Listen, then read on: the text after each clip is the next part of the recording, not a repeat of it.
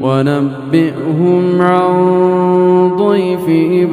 إبراهيم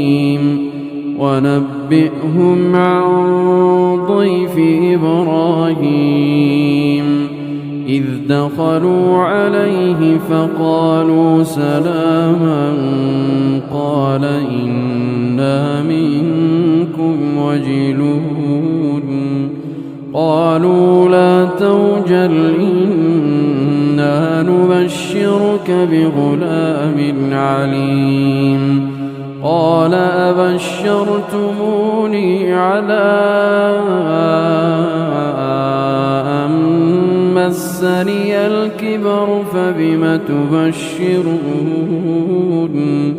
قالوا بشرناك بالحق فلا تكن من القانطين قال ومن يقنط من رحمة ربه إلا الضالون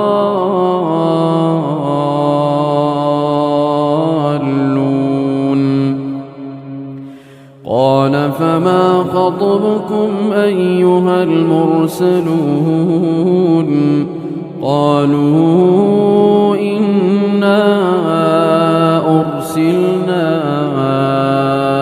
إلى قوم مجرمين إلا آل لوط إنا لمنجوهم أجمعين إلا امرأته قدرنا إنها لمن الغابرين.